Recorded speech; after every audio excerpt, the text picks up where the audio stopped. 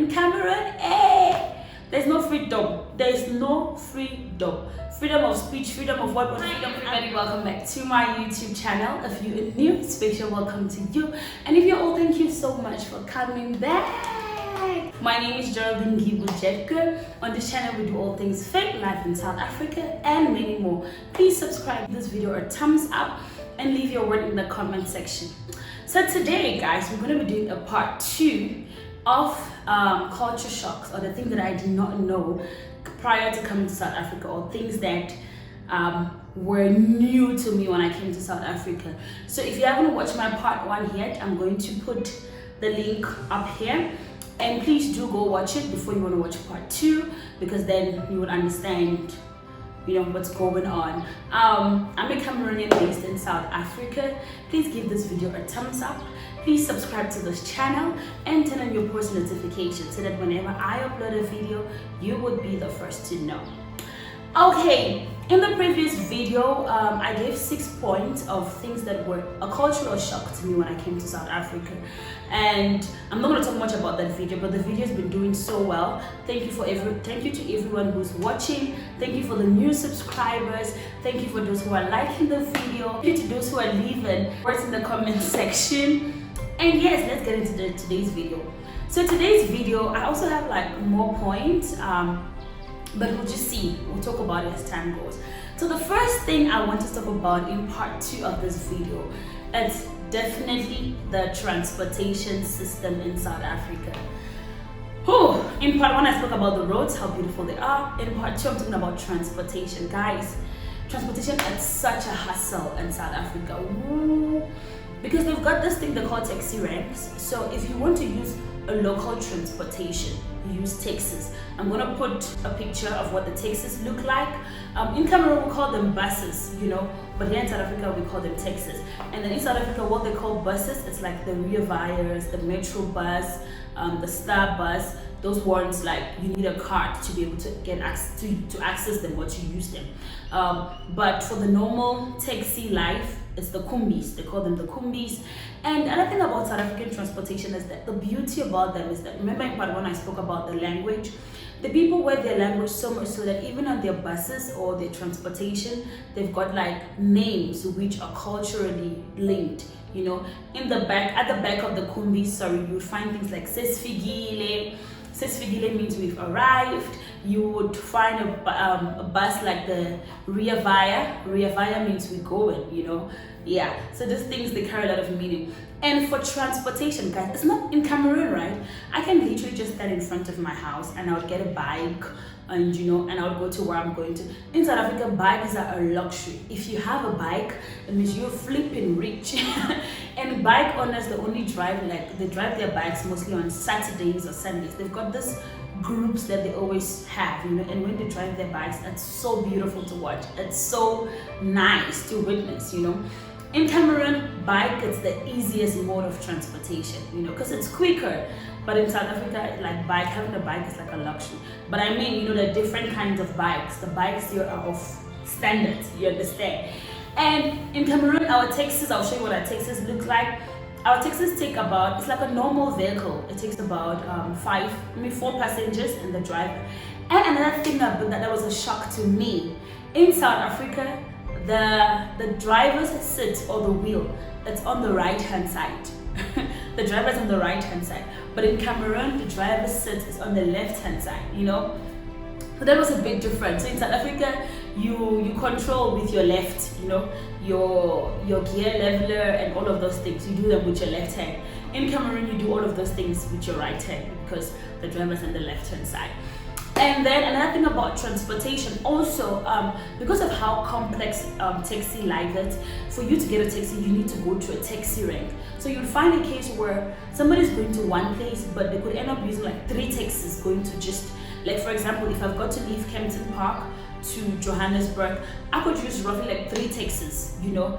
I take a local taxi to Kempton Park taxi rank, from Kempton Park taxi rank. I mean, if you want to understand this, I also have a vlog of when I went to Pretoria, then you understand the taxi life. I'll also link it. Yeah, I'll put it in the description, sorry, so that you see the taxi life. Yes. So taxi life, you need to go to a taxi rank to be able to find particular taxis to particular areas. So it's really hard, you know. So if you're new to South Africa and you don't know taxi life, I'd advise you Uber. There's Bolt, there's Taxify, there's InDrive, all of this private means of transportation. But also be very careful because there's a lot of kidnapping going around.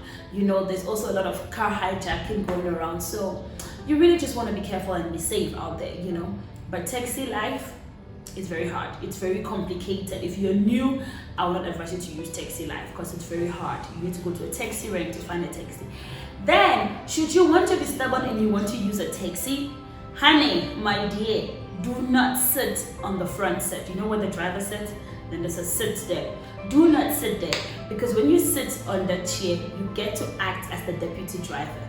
You get to collect the money, you get to count the fare, and the driver should be able to receive his right amount of money. The passengers should be able to get their right amount of change. Should those things mix up, girl, boy, you are in trouble.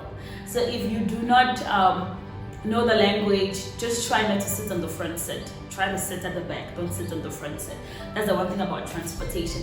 The next thing I want to talk about at school, honey, because I'm a school girl. So in South Africa, right, they've got 4 terms. In Cameroon, we've got 3 terms. We've got 3 terms where first term runs from September to December, then January to, I think it's March, and then the last term is from April to June. Yeah, April to May, end of May, June, somewhere there. So in Cameroon, like the longest term we have is 3 months, you know, and then we also have 3 months holidays. In South Africa, they've got 4 terms, and the holidays are just, you could get a 1-week holiday here, get another week holiday there. So like they've got a lot of like breaks in between the school terms, you know. And in South Africa, school starts in January, but in Cameroon, school starts in September, like I said. But I think now, because of the Cameroon strike, things have changed a bit. But I think school still starts around September, October, somewhere there. But in South Africa, school starts in Jan. Then another thing about the schools is that in South Africa, school fees is being paid monthly.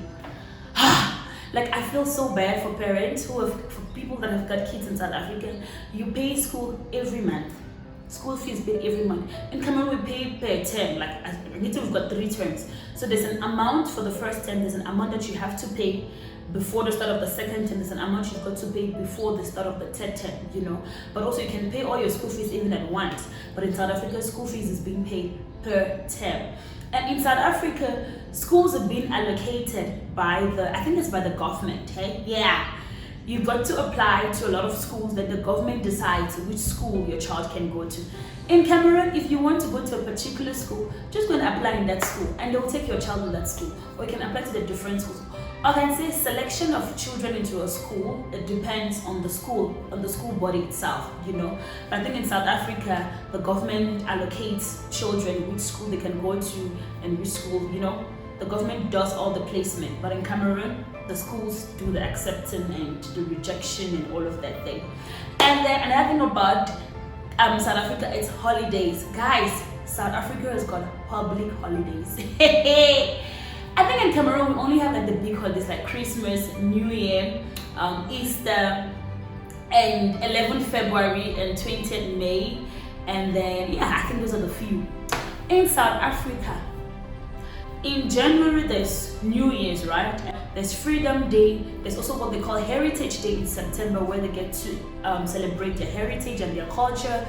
Then there's 16th June, which is Youth Day. The 16th June is a very big day. It's a very personal thing to South Africans because it's like they're celebrating the whole, you know, I think if you've watched Sarafina, where they were fighting for their languages to be taught in their schools and not English. So that's a very big part of them. Like 16th June, it's a youth day where people come out in school uniforms. Then you also have Reconciliation Day, that's 16th December. That's a holiday. You get to reconcile with people as the year is ending. And then there's also Mandela's Day, but Mandela's Day is not a holiday. Mandela's Day is 18th July, I think, yes. And then there's also Labor Day. So in South Africa, there are lots of holidays. I'm not complaining because I love me a holiday. And on holidays, the roads are dry. People are just at home, people are chilling, people are relaxing. You know, South Africa has got a lot of holidays, and the holidays are very meaningful. Cameroon, we've got fewer. I think we have the general holidays like everybody, Christmas, New Year, Boxing Day, and all of those. Yeah. In South Africa, we also have Family Day, which is like after Easter. So it's like it's a very nice day. I've spoken about transport, which is taxi life. I've spoken about schools, and I've spoken about the public holidays. Then the fourth thing I want to talk about is freedom. Guys, you know, the rest of you Africa, you talk about, oh, there's freedom of speech, freedom of, can you guys just be quiet? Can you just relax? I don't think there's any country where people are allowed to exercise their rights as much as South Africans are. In South Africa, if you think you're going to be a president or a minister and you think you're going to embezzle and they will not hold you accountable for it, my dear, you have another thing coming. You've got to think again. Because these people, they've got their rights. Like if you're a president, you're a minister and you embezzle money, they've got a right to take you off that position, sue you and take you to court and bring you to the books, you know. And their political parties are so nice, and they've got a lot of political parties that hold each other accountable, you know. If you know South African news, the former president was in court for embezzlement with the Guptas and all that.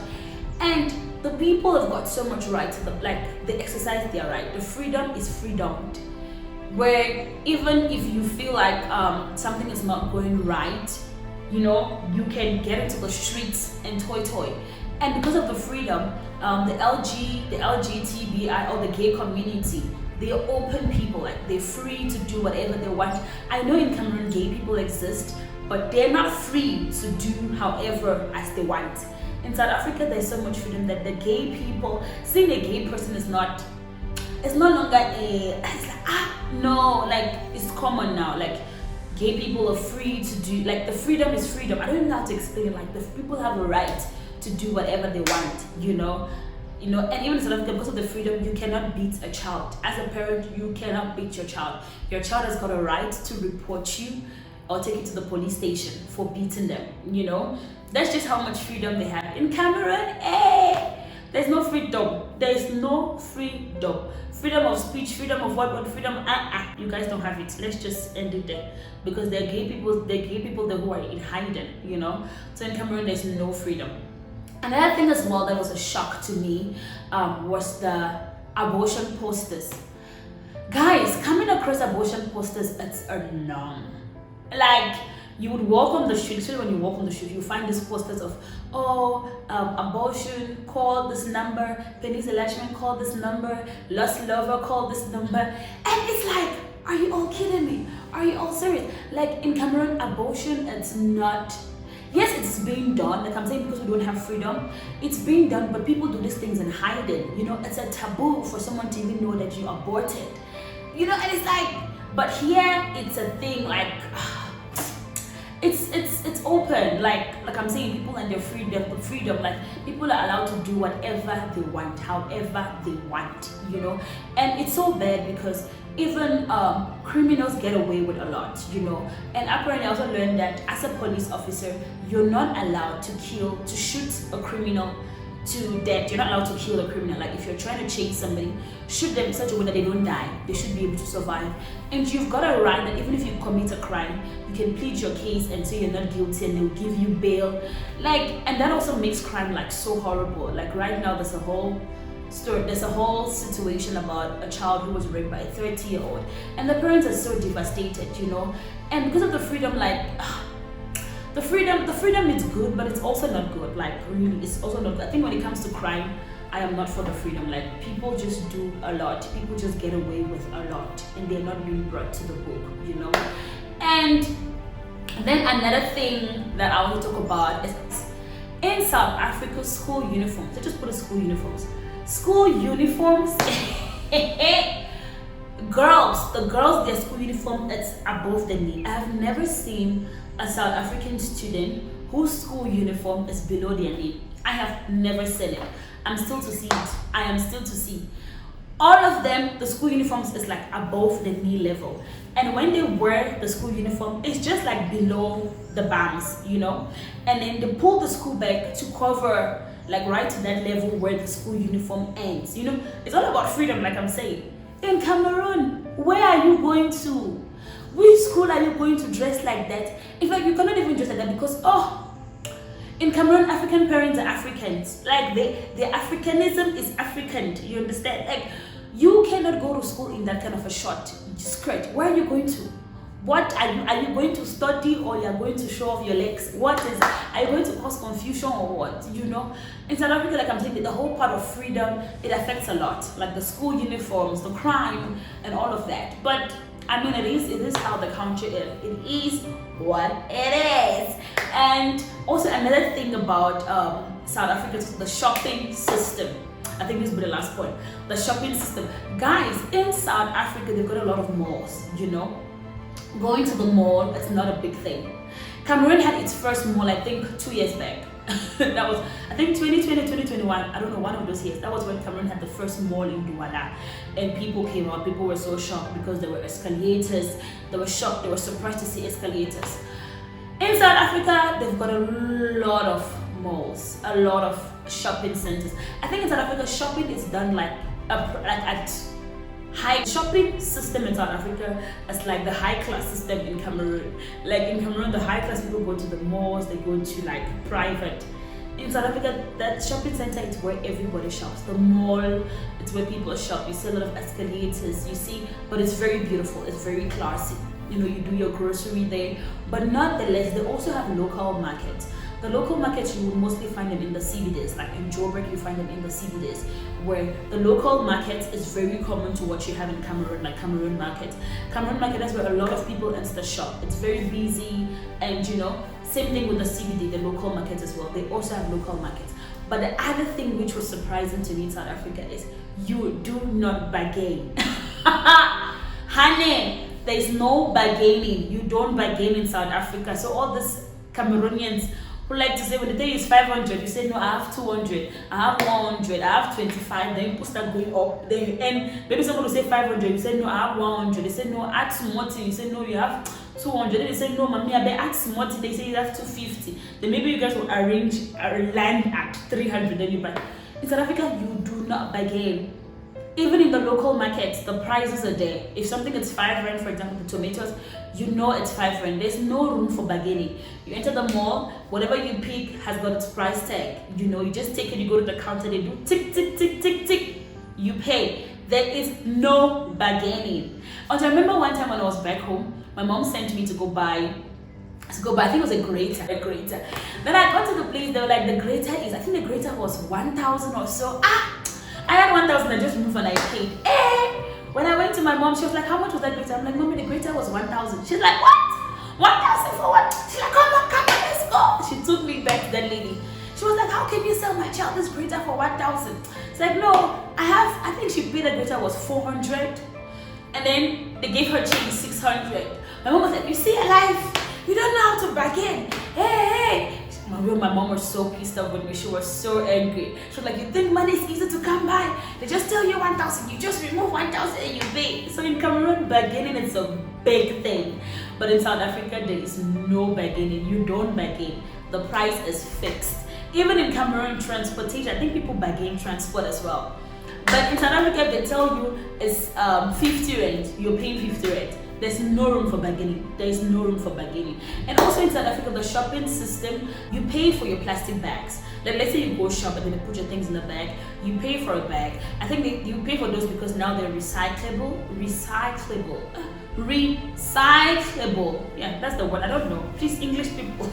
Yes, you recycle them. So you pay for those plastics and you can always use it at home. In Cameroon, you want to go to the market, you go with your saksamoto. Yeah, buy a saksamoto that you can always use. But in South Africa, plastics are a thing. And also, I'll put a picture of what the malls look like up here, and then I'll show you guys what Cameroon shopping system looks like. I hope you did enjoy this content. Please give this video a thumbs up. Please subscribe to my channel. And an extra tea, honey, there's something called loadshedding. If you watch my last video, you would realize that towards the end, loadshedding happened. Loadshedding attacked me. Loadshedding is when there's no power, like there's just a power. No, the word is power outage. Loadshedding is when there's power outage, you know. And so the people that produce electricity, they call it ESCOM. But because of the weather, the system is in South Africa, right? They don't just cut electricity because they want to cut it. They give a schedule or a schedule. They give a schedule, you know, there's a program. They tell you, okay, your light is going to go off from 10 to 12. It's going to go off again from 6 p.m. to 8 p.m. There's a schedule around that. In Cameroon, the moment, I think it's NAO. If NAO just feels like they want to cut, NAO would just cut. And in Cameroon, you could go for good 24 hours and more without electricity. In South Africa, ESCOM dares not. ESCOM cannot try it because the people will pick up and so in South Africa, things are programmed when it comes to load shedding. And on that note, ESCOM, what's happening? Please sort out the electricity problem. We're tired of load shedding. Can we get, you know, constant electricity? And back in the days, it was so nice where there was like constant electricity. But these days, Gooby, it's bad. That's horrible. But that's it from me to you. Please subscribe to my channel. If you want to see more of this content, leave your word in the comment section and I will be sure to reply. Thank you guys. Continue to be the wonderful, amazing, loving person that you are. Seizure or power cuttage or power outage.